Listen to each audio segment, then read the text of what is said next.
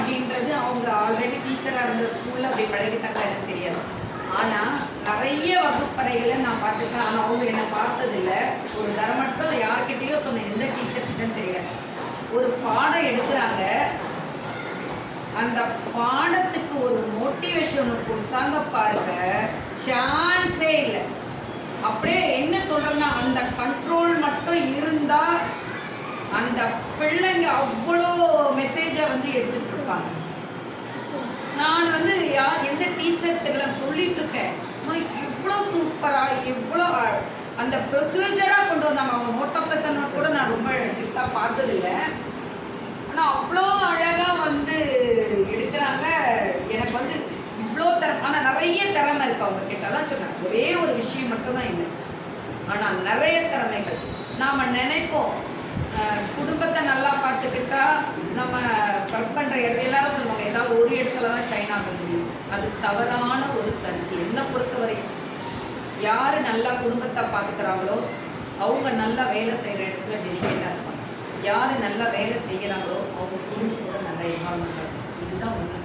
நான் ப்ராக்டிக்கலாக பார்த்த விஷயங்களை சொல்கிறேன். அது நம்மளோட டெடிக்கேஷன் எங்கே தெரியுதுன்னா, நாம் எந்த இடத்துல இருக்கோம். ஃபேமிலியில் இருந்தால் அங்கே தெரியும். இங்கே நான் சில நேரங்களில் திட்டுவாங்க, நீ அங்கே போனால் அங்கே அப்படியே இங்கே போய்டும், இங்கே வந்து அதே மாதிரி தான் நான் பார்ப்பேன். நிறையா தமிழம்மா சொன்ன மாதிரி நிறைய டிப்ஸ். இப்போ கூட எங்கள் குட்டி பையனுக்கு மேடம் இந்த ட்ரீட்மெண்ட்டு கொடுங்க, ஏதோ ஒரு 2-3 சொன்னாங்க, செஞ்சு கொடுத்தேன். ரொம்ப நல்லா இருந்துச்சு அவளுக்கு. எனக்கு வந்து நிறைய சொன்னதில்லை, அவங்க 1-2 தான் ரொம்ப எமர்ஜென்சியாக இருக்குன்னு சொன்னாங்க. அதே மாதிரி அந்த பாடம் எடுக்கிற விதம் வந்து என்னை உண்மையிலே ரொம்ப அவங்கள அட்ராக்ட் பண்ண வச்சிருச்சு. அது சொல்ல முடியாது. அதுக்கு அடுத்து நான் 2-3 வகுப்பறைகளை பார்த்துருக்கேன். என்ன ஒன்று, அந்த வகுப்பறைகளை அவங்க தொடர்ந்து எடுத்துகிட்டு இருந்தாங்கன்னா ரொம்ப நல்லா இருக்கும். அதே மாதிரி இந்த சூப்பரானேஷன் பீரியடுக்கு ஒரு சிலர் வந்து என்ன நினைப்பாங்க அப்படின்னா, நான் பார்த்துருக்கேன், நம்மளோட பீரியட் முடிஞ்சிருச்சு, சூப்பரானேஷன் தானே, நம்ம போகிறோம், எப்படி இருந்தாலும் நம்ம பாடம் எடுத்தால் என்ன எடுக்கலைன்னா என்ன, அப்படி கிடையாது. மிஸ் இந்த ஒர்க்கு பண்ணுங்க. இது இப்போ கூட 2 நாளைக்கு முன்னாடி கூட நமக்கு வந்து எந்த பேரண்ட்ஸ் கிட்ட எல்லாம் நம்ம குழந்தைங்க தான், அவர் கிளாஸு நம்ம கிளாஸுலாம் கிடையாது. நம்ம வந்து ஒரு மானிட்டர் தான் பண்ணி வச்சுருக்கோம், இது இவங்க வகுப்பு இவங்க வகுப்பு. அந்த கிளாஸில் எதுவுமே போர்ஷன் முடிக்காமையோ கரெக்ஷன் முடிக்காமையோ இருக்கக்கூடாது. இதுக்கு 2 பேரும் தான் நீங்கள் காரணம் அப்படின்னு சொல்லி அவங்க 2 பேர்கிட்டையுமே சொன்னேன். மேடம் நான் சொல்கிறதுக்கு முன்னாடி நான் எல்லாம் முடிச்சுட்டு எல்லாம் சைனும் பண்ணிட்டேன் அப்படின்னு. ஸோ அது ரொம்ப ரொம்ப சந்தோஷமாக இருந்தது. அது ஸோ ஒருத்தவங்க இல்லை இவங்க பாடத்தை நம்ம எதுக்கு எடுக்கணும் அப்படின்ற ஒரு தன்மை இல்லாமல் அவங்க இந்த பிள்ளைங்களுக்கும் நம்ம முடிக்கணும் அப்படின்ற ஒரு உத்வேகம் அவங்கக்கிட்ட இருந்தது வந்து ரொம்ப நல்ல விஷயம். ஸோ அவங்க வந்து ரொம்ப குடும்பத்தோட நீண்ட ஆயுளோட அந்த பணி நிறைவு என்பது வந்து தவிர்க்க முடியாத ஒன்று. ஆனால் இதை சொன்ன மாதிரி இந்த கல்வி பணி அப்படின்றது நம்ம வீட்டில் கூட ஒரு 4 பிள்ளைங்களை கூப்பிட்டு வச்சு சொல்லி கொடுத்தோம்னா நம்மளோட பணி தொடர்ந்து தான் அர்த்தம். பள்ளியில் மட்டும்தான் நம்மளோட பணி முடிஞ்சதே கண்டி நம்மளுடைய ஆசிரியர் பணி முடியலை. அது நம்ம உயிருள்ள வரைக்கும் இருந்துக்கிட்டே தான் இருக்கும். நம்ம 2 பேருக்கு சொல்லிக் கொடுத்த கூட அது ஆசிரியர் பணி தான். அதை என்ன சுறுசுறுப்பு, அவங்க சொன்ன மாதிரி கையெழுத்து என்னமா இருக்குது கையெழுத்து. இப்போ கூட அன்னைக்கு ஒரு ஃபோனில் யார்கிட்ட என்கிட்ட என்ன ஒரு பழக்கம்னா, நான் வந்து இந்த மெசேஜை இவங்களுக்கு தான் சொல்லணும் அது கிடையாது. எனக்கு யார் எனக்கு ஃபோன் பண்ணுறாங்களோ எனக்கு என்ன மெசேஜ் அப்போ சொல்லணுமோ அதை சொல்லி முடிச்சிடும். அப்போ யாரும் தமிழரசி யாரோ எனக்கு ஃபோன் பண்ணாங்க, இருக்கு அவங்க வேற ஒரு விஷயமா பண்ணியிருப்பாங்க. அந்த நேரத்தில் நம்ம ஸ்கூல் விஷயம் என் மைண்டில் என்ன ஓடிட்டு இருக்கோ அதை உடனே சொல்லிடுவேன். ஏன்னா அடுத்தது நம்ம அடுத்த வேலையை பார்க்கணும். அம்மா டைம் டேபிள் வந்துச்சு, கீதா மிஸ் கிட்ட கொடுத்து உடனே டைம் டேபிள் எழுதிருங்க, சர்க்குலர் எழுதிருங்க, முதல்ல பாஸ் பண்ணிடுங்க, நம்ம அடுத்த வேலையில மறந்துடுவோம் அப்படின்னு சொன்னேன். அப்புறம் வந்து கேட்குறேன்மா சர்க்குலர் எழுதணுமா, மேடம் அன்னைக்கே சொல்லிட்டீங்க, அன்னைக்கு எழுதி போயிடுச்சு பசங்களுக்கு கீதா மிஸ் எழுதிட்டேன். ஸோ அந்த மாதிரி எழுதுகிற வேலை தான் 6th யார்கிட்ட படித்தான், ஏன் கிட்ட தான் படித்தோம், ஏமா 3 வருஷம் நீ சொல்லிக் கொடுக்கலன்னு சொல்லுமா அப்படியே சொன்னேன். அப்போ அவங்க வந்து என்ன பேசுறதுன்னு தெரியல. அவங்க சொன்ன பாயிண்ட்டுக்கு குறை சொல்கிறாங்க. குறை இல்லாது நம்ம கிட்ட இருக்க குறையை நிறைவாக மாற்றுவதற்கான ஒரு வார்த்தை தான் அது. அது குறைன்னு நம்ம எடுத்துக்க கூடாது. ஆனால் யதார்த்தமாக அடுத்த மாதமே நம்ம ஸ்கூலில் இன்ஸ்பெக்ஷன் நடந்தது, டிஓ வந்தாங்க, 10th தமிழ் இவங்க தான் அப்படி இருந்தாங்க அந்த ஸ்பாட்டில். நான் என்ன கேள்வி என்ன லைனாக கேட்டேனோ அதே கேள்வி அவங்க கேட்டாங்களா இல்லைன்னு கேள்வி அதே கேட்டாங்க. ஸோ இது வந்து நம்ம அடுத்த லெவலில் இருக்கிறவங்களுடைய என்ன பிரதிபலிப்பு தான், வேற ஒன்று. இது வந்து சுப்பீரியர் அப்படியெல்லாம் கிடையாது. இது என்ன வந்து நமக்கு அந்த மாதிரி அடுத்த லெவலில் நம்ம நோக்கி போகிறதுக்காக.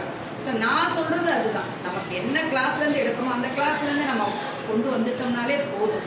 ஆனாலும் அவங்க அந்த எக்ஸாம் எனக்கு ஒரு பெரிய அவ்வளோக்கு எல்லாரும் ஹெல்ப் பண்ணாங்க. அது ஒரு குருவி கூடு தான், அழகாக இருக்கும். ஆனால் அந்த குருவி கூடு திடீர்னு பார்த்தா எல்லாம் அப்படியே ஒரு மாதிரி இதுவாகவும் எங்களுக்கு ரொம்ப எனக்கும் 7 நிமிஷம் அது கொஞ்சம் உள்ளுக்குள்ளே இருவாங்க. எல்லாரும் ஒன்றா இருக்கணும்ப்பா. நம்ம வந்து ஆலமரம் மாதிரி இல்லையா, அதனால் ஆலமரம் வெளியிடுற மாதிரி நம்ம வந்து கழிச்சு நல்லா இருக்கும். 5 விரல் நம்ம ஒன்றும் கிடையாதுப்பா. 5 விரல் நம்ம அது மாதிரி ஒவ்வொரு இது இருக்கும். அதனால் நான் என்ன சொல்றேன்னா, பொதுவாக என்னுடைய கருத்து சொல்கிறேன், அவரோ ரைட்டோ, யாரை பார்த்தாலும் என்னுடைய எண்ணங்கள், ஏன்னா நம்ம நான்கு பிடிக்கும். எனக்கு வந்து வாழ்க்கை வந்து ஒரு மாதிரி ஆகிடுச்சு. சில பொறுப்புகள் இருக்குது, அதை முடிச்சுட்டு எல்லாரும் நல்லா இருக்கணும் அப்படிங்கிற எண்ணத்தோட நானும் எங்கள் சாரும் ஒரு மனத்துக்கே போயிடலான்னு இருக்கோம். அதில் எல்லாருமே நல்லா இருக்கணும்னு வேண்டிக்கிறோம். சரிங்களா, எல்லாருமே நல்லா இருக்கணும். ஏன்னா எனக்கு பையன் கிடையாது, உடனே அதை சொல்லாதீங்க. ஏன்னா ஒரு பொறுப்பு கிடையாது. இனிமேட்டு அவங்களெல்லாம் கொடுத்தாச்சு. இனிமேட்டு நமக்குன்னு இருக்கிறது என்னது, கடவுள் நம்மளே நல்லபடியாக பூமிக்கு அனுப்பிச்சாரு, திரும்ப அவர் கூப்பிடணும். அவ்வளோதான் எனக்கும் எங்கள் சாருங்க. நான் தான் மனசார சொல்கிறேன், இது நான் வெள்ளிக்கிழமை எதுவும் எங்களுக்கு அதுதான் எனக்கும் எங்கள் சாருங்க. சில பொறுப்புகள் இருக்குது. அந்த பொறுப்புகள் வந்து எங்கள் சாரால் முடியல. அவர் முடியாததுனால அவர் அப்படியே குழந்த மாதிரி, எனக்கு பையன் இல்லாத குழந்த மாதிரி நான், ஏன்னா எனக்கு கூட யாரும் இல்லை, எனக்கு அதுதானே வேணும் லைஃப்பில். அதனால் அவரை நான் அப்படி பாதுகாத்துட்டு தான் இருக்கேன். அந்த பொறுப்புகள் வந்து சில பேருக்கு தெரியும், சில பேருக்கு தெரியாது. அதை முடிச்சுட்டேன்னா கண்டிப்பாக நான் வந்து என் வீட்டில் கொஞ்சம் நேரம் அப்படியே தலை வச்சு இனிமேல் எனக்கு இதுதான் அப்படின்னு சொல்லிட்டு ஸ்ரீராமரை வேண்டிட்டு ஒரு நாள் சாப்பிட்டுட்டு தூங்கணும்னு இருக்கேன். எனக்கு அவ்வளோ ஒரு வேதனைகளை இருக்கும். ஸோ அதனால் வந்து அந்த பொறுப்புகள்லாம் முடிச்சேன்னா நான் பகவான் எல்லாரும் நல்லா இருக்கணும்னு வேண்டி, எல்லாருமே நல்லா இருக்கணும்னு சொல்ல வச்சேன். அதனால் எல்லோரும் ஒற்றுமையாக இருக்கப்பா. ஒருத்தர்கிட்ட பார்க்கும் பொழுது கண்டிப்பாக வந்து மனிதன் இருந்தால் ஒரு தவறுகள் இருக்கலாம். இல்லைன்னா மனிதன் கிடையாது. நம்ம தவறுகள் செஞ்சாலும் மனிதன். ஏன் நான் எச்சம் வச்சுட்டு சொல்ல, ஒரு அதிகாரியே வந்து நம்மளை வந்து செக் பண்ண வந்தாருன்னா, நீ 100% நல்லா பண்ணினாலும் கண்டிப்பாக ஒரு பர்சன்டேஜ் அவங்க சொல்ல தான் சொல்லுவாங்க. அப்போ அந்த எச்சம் சொல்லுவாங்க. எது சொன்னாலும் சரிங்க சார், சரிங்க சார் சரின்னு சொல்லிட்டே போயிட்டு இருக்காங்க. உங்களுக்கே தெரியும் அது தவறுன்னே தெரியும். ஆனால் அவங்களுடைய இதை அவங்க சொல்லுவாங்க. பாராட்டுறது ஒரு சில பேர் தான், அது ரொம்ப கஷ்டம் ஆகுவாங்க. ஆனால் வந்து நம்ம ஒரு பார்க்கும்பொழுது அவங்க ஏதாவது ஒரு நிறைவு பண்ணியிருப்பாங்க, நல்லது பண்ணியிருப்பாங்க, ஏதோ ஒரு நிறைவு. அதை வச்சு அவங்கள பார்த்து சந்தோஷமாக இருக்கும். மேடம் நான் நிறைய விஷயத்தில் பார்த்துருக்கேன். முதல் நாள் பார்த்தா ரோட்டிலே இருக்காது, 2 நாள் பார்த்தா கோயில் போட்டுருக்கோம். திருப்பி 2 நாள் தான் வீடு மேலே பார்த்தா வீட்டில் 2 நாள் அப்புறம் டைட்டு 3 நிமிஷத்துக்கு நான் வந்து முடிச்சிருக்கேன். எப்படி மேடம் ஆடணும், அதாவது நினைக்கணும், நினச்சிட்டு முடிக்கணுங்கிறதே இருக்காது. நான் எல்லாத்துக்கும் அப்படி கொஞ்சம் கூட அது கேட்டு முடிச்சுடுவாங்க. நம்ம நம்மளுக்காக ஒரு பொண்ணு கேட்குறாங்க, ஸ்பான்சர் கேட்டு நான் வந்து கேட்டுக்கிறேன் அப்படின்னு சொன்னாங்க. அந்த ஒரு மேடம் எல்லாரும் செய்யணும்னு ஒரு எண்ணம், அதாவது கடமையாசிரியர் வந்து எல்லாரும் செய்யணும் என்னன்னா எல்லாருமே பயன்படுவாங்க. அதில் வந்து அதனால அந்த மாதிரி போட்டால் சரி முடிச்சுக்கணும்னு ஒரு இது அந்த இது எல்லாருக்குமே வந்து மேடம் எல்லா விஷயம் தான். அதனால கேட்டேன், நம்ம 2ஆம் வீடு நிறையா வந்து கோயிலுக்கு 2 நாள் போனீங்கன்னா சரியாக இருக்க மாட்டேன் அப்படின்றாங்க. இந்தமாரி பையன் மேலே இருந்தாங்க, இந்தமாரி எதாவது பார்த்து செய்யணும். அது எப்படி வந்து நம்ம இங்கே செய்யணுமோ அது மாதிரி தான் வீட்டில் பார்த்து செய்யணும்னா ஒரு விஷயத்தை நம்ம மனைவி நண்பர் டீச்சர்ஸ்லாம் என்ன நீங்கள் எல்லோரும் பரிமாறுங்க சாப்பாடு.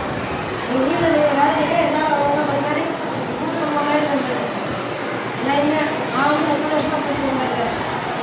பசங்க தாத்தா பாட்டி இருக்காங்களா, மாமா அவங்க இருக்காங்களான்னு ஏன்னா நான் எனக்கே வேலை செய்யிட்டு அவங்க தான் இருக்காங்க. 25 வயசாக எங்கள் மாமா இருக்காங்க. என்னை கேட்டு அவங்க செய்யணும்னு கேட்பாங்க. எங்கள் அக்கா தங்க மாமா அவங்க நாள் மாடியில் இருக்காங்க, நான் கீழே இருக்கேன். 2 பேரும் ஒன்றா வந்ததுனால அவங்க சொன்னாங்க. அதுமாரி எனக்கு வந்து பாசத்துக்கு அனுப்பிடுவாங்க. யாருமே வந்து எப்படின்னா கூட என்கிட்ட இந்த மீனராசி என்னன்னு தெரியும். மீனராசிக்காக தான் அப்படி தான் இருப்பாங்க. நான் அதுக்கே குறைச்சிட்டு வீட்லேயே இதனால வந்து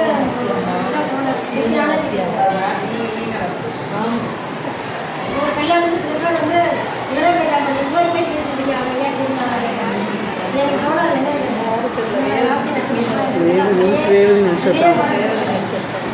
எங்க பையன் இன்னொருத்தர் செஞ்ச கீதா மாதிரி குறைய நினைப்பேன்.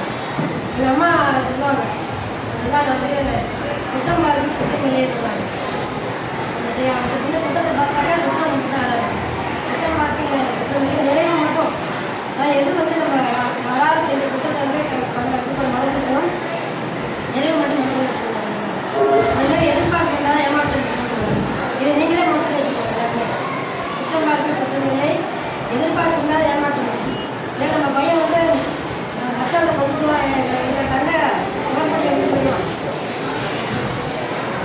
அவங்களுக்கு நடக்கிறது கேட்க மாட்டேன்.